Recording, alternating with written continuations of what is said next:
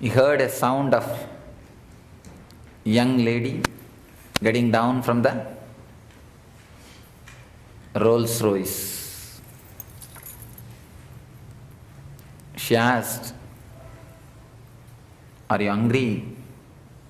Are you depressed? Come, I'll take you to my home today and take care of you." She took him to the house. When she entered the house, butler opened the doors of the car and she ordered the servant to take care of him, to give him the food,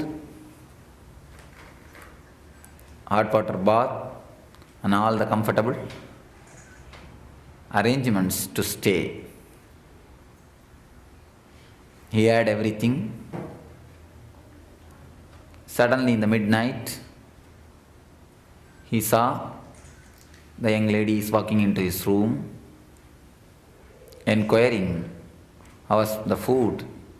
Nice. How was the stay? Perfectly all right. Then why are you not sleeping?" The man didn't reply. She asked, "Oh, you want company? Just move over." The man was overjoyed and moved over and rolled in the Thames River. If you look the story a little bit, many of you have missed. He was dreaming all the way. All the way he was dreaming the whole scenes. Just as you missed now this story, you missed many things in your life because most of you were dreaming. Psychologists, modern day psychologists, they say 100%, 100 things if 100 things happen around us, your mind captures only 2%. Your mind grasps only 2%. In most of our life, in most of the time, we almost spend our life in somnambulism, sleeping, half asleep. Something is thought and something is done. Now, if you would have listened with a little attention, you would have got the story. Hardly I could see only 20% got the story. Just 20% could catch the story. If you miss even one line, you will miss the whole story. In our life, we miss so many things just by dreaming. The man who was dreaming, who was continuously dreaming, has missed his whole life. Just he, out of overjoy, he rolled into the Thames. The same thing we are doing. We connect the unconscious and the superconscious and the conscious. You have 3 layers of your existence. One is conscious, the layer in which you are living. It is called Jagrat. The second one is Swapna. Of course, the Swapna state has no equal word in English. We may call it a subconscious, but Swapna state has no equivalent word. There are many Sanskrit words which has no equivalent word. The word dream does not mean Swapna. Please understand. Swapna means, don't think the word dream. The dream means whatever you dream in the night is called dream. But the Swapna means not only the night dreams, even the day dreams. So the word Swapna means something more than dream. You understand it? Just with the Sanskrit meaning, that's enough. The first thing is conscious, the body with which you are living. Second thing is Swapna, the mental body, your imaginary body, with which you create imaginations. The third thing is superconsciousness. They say beyond the sarira, Actually, all the three are not exactly clear in our system, in our being. It overlaps on each other. That is why you get many times confused between the dreams and the reality. You get many times confused. In the dreams, you do not feel where you are or what you are doing. Your consciousness is lost. The same way, in the wakeful state also, many times, most of the time, you are just taken. You don't lead, as I was telling you yesterday, the conscious living. Most of the time, we are just taken. We are flying, flying, flying. The man who decides to live his life consciously starts walking the path of meditation. Even in the spirituality, we have thousands of illusions. If you read continuously, after some time, you get the feeling that you know everything. For a long time, if you read, after some time you get the feeling that we know things. That's the greatest danger a man can have. Greatest danger a man can have. There are two words in Sanskrit. One is called Paroksha Jnana, another one is Aparoksha Jnana. Paroksha Jnana means the jnana, the knowledge acquired from the books and from listening from others, the great masters or the teachers, gurus and the acharyas, by reading the scriptures and the sutras. That is called Paroksha Jnana. Aparoksha Jnana means the thing which has become your experience, the thing which has become your solid life. That is Aparoksha Jnana. Ramakrishna says beautifully, Paroksha Jnana is something like a knowing about the milk. Aparoksha Jnana is drinking the milk. There is a vast difference. Not only difference, diametrically opposite.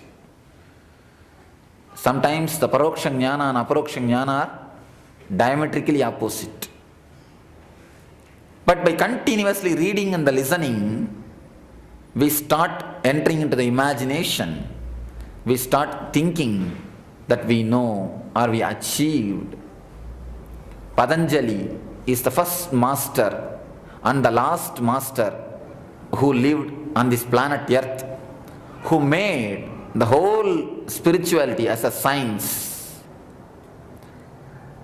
Till Patanjali and after Patanjali, there was no one who made the whole spirituality as a science. For a long time, the enlightenment was thought as an accident. It can happen to anybody at any moment. It may happen to anybody at any moment. You cannot do anything for the enlightenment to happen. You cannot do anything in that line. That was the concept till the time of Patanjali. Patanjali is the first master, I can say first scientist, who made the spirituality in a clear path.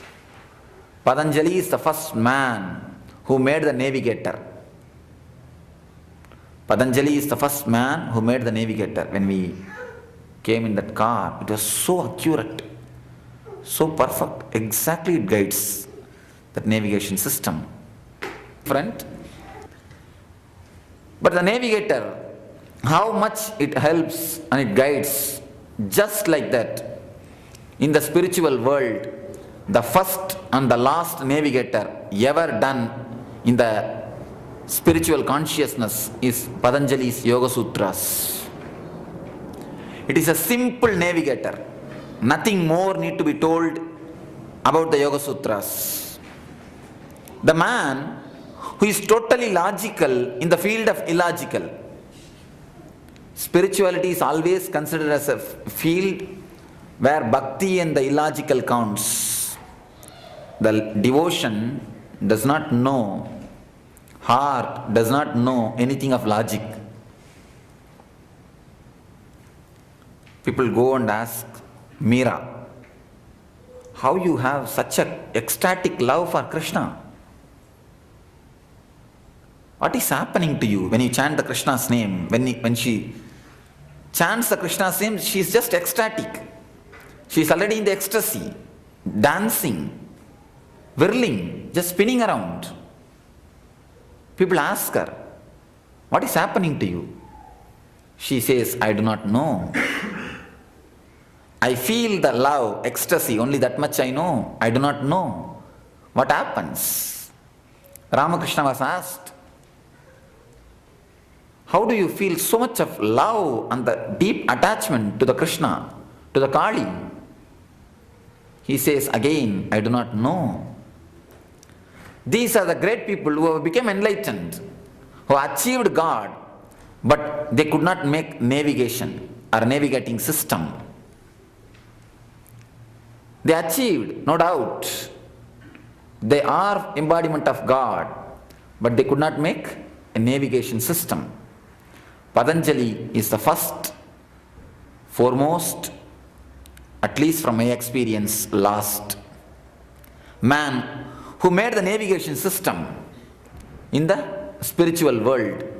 If you take which turn, where you will meet what experience will be waiting, and how to deal with that experience, and where you need to take the left turn, where you need to take the right turn, where you need to just wait silently, or where you need to take the aggressive steps, everything inch by inch, almost inch by inch. Patanjali has tried hard and become successful to replace a living master by a book. I can say he is successful by creating Yoga Sutras, the great book ever written on the spiritual field. This is the book of books. From this, all the books of the world originated. People may say, why Swamiji, Gita is here? Of course, Gita is here, no doubt. But there are few things to be understood. Gita speaks on the goal and on the path. Yoga speaks even the dangers of the path. You see, Gita is useful in American roads. If you know the goal and the path, it is enough. Nothing more is necessary. You are sure that there will be no pitfalls in the road. If there are, you can sue naturally. You have all the security systems. You see, Gita is useful in the American roads, where there will be no pitfalls, no changes, no alterations. But the roads like Indian roads, the places like India, any day roads may change. Any day, any rain can destroy the whole road. A simple flood can change the whole route. Patanjali's Yoga Sutra, the sutras of the Patanjali, is for the mind, for the person who can create, who can face all sorts of pitfalls. Gita says about the path and the goal. Yoga Sutra says path and the goal and the pitfalls which you can face, which you may face. Every siddhis, about every miracle powers, Gita speaks. The Yoga speaks. Patanjali speaks on every miracle power, by which you get what power, what will be the effect, what will be the side effect, what will be the after effect, how to go beyond. The navigator, a spiritual navigator, a total spiritual navigator is Yoga Sutra. The first scientist who is so logical. Today, in the modern world, there are thousands of great masters, enlightened people, who teach religion in the language of science. Today, the whole world, wherever you go, any country it may be, if it is spirituality, you will see only the Indian gurus, Indian masters. It is not that other religions have not produced the master. There are many masters, and half of the humanity is Christians. And more than 20% is Islams, Muslims. 10% are Buddhists. But go throughout the world, if you see, spiritual seekers always turn only towards the Indian masters. Indian masters are the people who are ruling the world. India is the country which gives Jagat Gurus. Somebody was telling me, Swamiji, why the India is degraded so much? But still somehow it is surviving. I was giving the reply, as long as it produces Jagat Gurus and supplies to the world, it will never die, it can never die. India is alive just because it is producing Jagat Gurus and giving to the world. Any amount of revolution, any amount of evolution, any change, let it take place. Any change, let it happen. Either Russia is communist country or a democratic country or a capitalist country, we don't bother. But if you see the spiritual seekers, they will be turning towards the India. You can always find a group of people chanting Hare Rama, Hare Krishna or Shiva Rama. The Indian masters have invaded, I can say the word, invaded around the world. India is the country most invaded. India is invaded. Last 3000 years, more than 300 groups have invaded India, according to history. In last 3000 years, 300 groups have invaded India. India is the most invaded country and never went out to invade other countries. You can't find a single incident that Indian kings went outside the boundary to invade other countries. No. India is the most invaded country and never went out to invade others. But here, today, in the modern world, you see, simply the whole world is getting invaded by the Indian masters. You can see the list. You can see a big, I think only 10% is here. I can say only 10% are here. 10% is here. They are just flooded. World is just flooded by the Indian masters and Indian gurus and the swamis. And they challenge the scientists. They just challenge the scientists. They just challenge the educated people. The great intellectuals, the great scientists. Just everybody is challenged face to face. There was a time when Vivekananda landed in America. That was the time people used to feel shy to claim themselves as Indians. Vivekananda himself has to use a different color robe. Vivekananda himself, there is no other way. He has to use different color robe. Of course, just a few months ago, in American embassy, one Swami went to have a visa. Somebody said, Swami, if you change the color of the dress, they may give visa.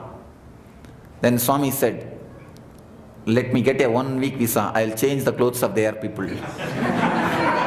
I'll change their people's clothes. And he did. That's the beauty. Whole world is just being flooded by the Indian gurus, the Indian masters. Whole world is just turning towards the Indian spirituality, of course, I'm not boasting anything. Please don't misunderstand, don't mistake. Every society has given something to the world. The American society has given the social freedom. Germany has given the medicines. Egypt has given the political culture. India has given the spirituality. Every culture has given something to the world. Indian gurus are just flooded around the world. Indian gurus are facing the scientists. How and why? How? Because the spirituality is totally an illogical field.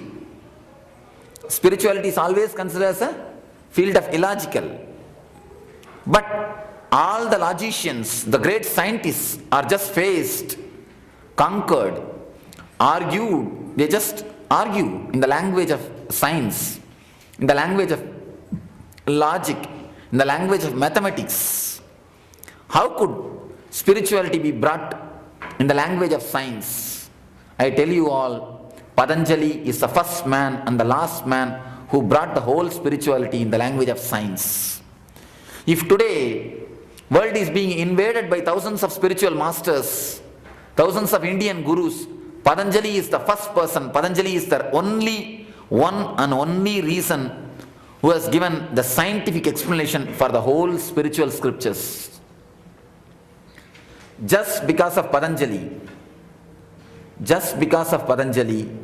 the whole world is getting spirituality.